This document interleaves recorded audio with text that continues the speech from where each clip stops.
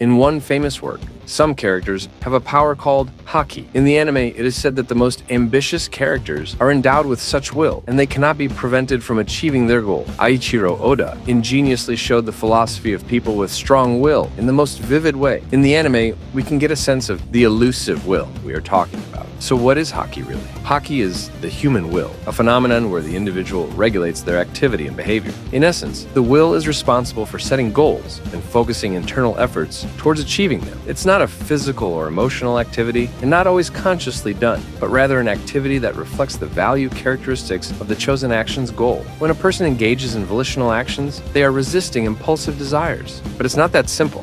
Willpower is a combination of qualities, and one can be strong-willed in one situation and weak-willed in another. This complexity arises from the fact that willpower encompasses various volitional expressions, rooted in different natural foundations. For some individuals, logical traits may foster courage, but not necessarily patience and perseverance, whereas for others, it could be the reverse. Courage, patience, and determination can be present in different individuals. In my opinion, someone who possesses all of these qualities, as well as a strong ego, embodies what I would call the epitome of HAKI kings. Basically, when someone gives their all to reach a goal, they have to be brave to handle criticism and push through their own limits. They also need patience to stay strong and keep going until the end. Determination helps them stay focused on their goal, while ambition and self-confidence make them unstoppable. In One Piece, willpower is the driving force behind the plot. The main character sets a goal and assembles a team based on their ambitions and values. Those who possess King's HAKI in the show are portrayed as highly ambitious individuals with strong egos. The specific goals of the characters may vary, but what really matters is the magnitude of those goals.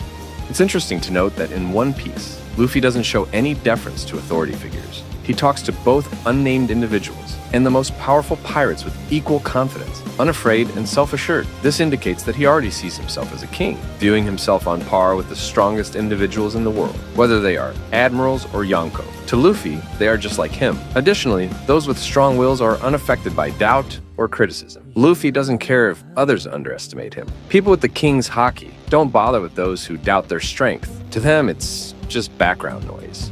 Ultimately, they understand that trying to prove their superiority or strength to others is a sign of weakness and insecurity. As I watched the anime, I couldn't help but admire how skillfully the author showcased the strong willpower of the characters. One of the things about willpower is that it's kind of abstract, but the author made it really tangible for us in the form of this aura. It's a cool technique that comes from manga because it's hard to show on paper. The way the author portrays ambition and will in the characters is a reflection of his view of the world. Eiichiro Oda shows us that people's ambitions are tied to their egos and can be seen as this powerful energy. As someone whose work has been published for 24 years and has not lost its relevance, Oda understands exactly what HAKI is, how it works, and how artists can convey emotions and experiences through their art. Just as Oda demonstrated through the King's HAKI, showcasing his perspective on individuals with unwavering self-belief. In Baki, there's a scene where the thugs back off in shock and start shaking from the main character's strength. But HAKI isn't just for anime characters. There are plenty of people out there in the world who have a King's HAKI, individuals who don't dwell on notions of luck or unluckiness, or worry about how long it'll take, how tough, or how painful it might be. They simply follow their beliefs and are certain they will prevail. An African dude hailing from a village where nothing flourishes except human life, where begging is the standard, rises up as a champion, taking down the toughest fighters from all corners of the globe. When a guy born with a sickness proved himself deserving of treatment, he was awarded 7 gold balls.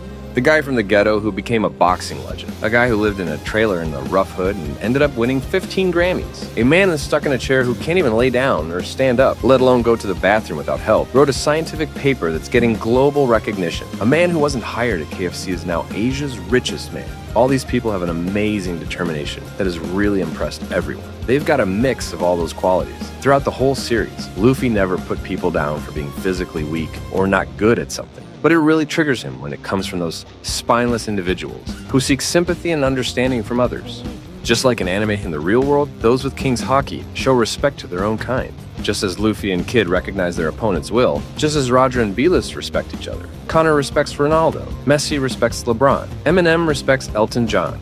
People who are at the top of their game know how amazing people like themselves are. You won't hear successful individuals say, "It's just luck, you got lucky." They understand more than anyone that luck is too unpredictable to depend on. As the saying goes, those who aren't afraid to lose sight of the shore will cross the ocean. I don't think you start a swim and hope a boat picks you up halfway through. If it does, you're lucky. If it doesn't, I'll swim myself. Look at how the king's haki is shown in One Piece.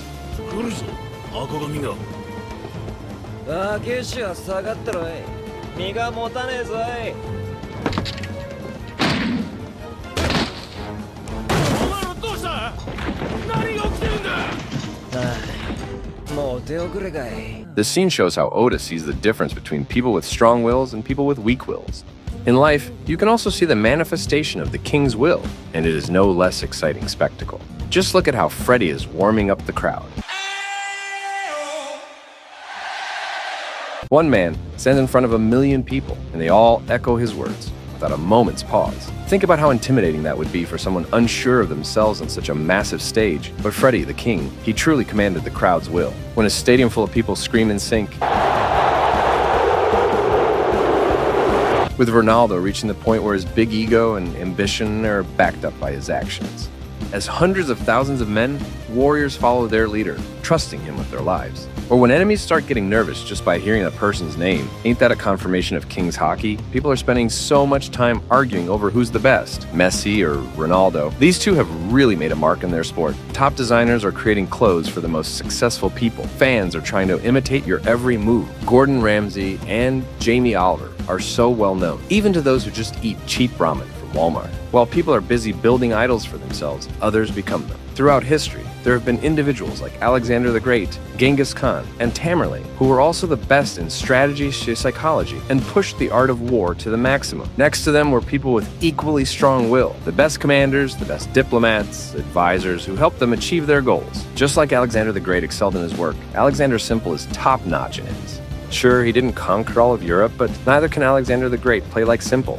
Who cares if you're an actor, an athlete, or a pastry chef? If you've accomplished what 1 million others couldn't, then your will is unmatched. Everyone has their own path and goals, and they achieve what's realistic for them. But if you're a cobbler, it's only your lack of will that stops you from striving to be the best cobbler in the world. As Griffith said, a man without a dream of his own can only help another achieve his dream. If we consider the word will in the context of freedom, only a person who is free can achieve what 1 million dream of. Free from prejudice, free from society and judgment, and most importantly, free from fear.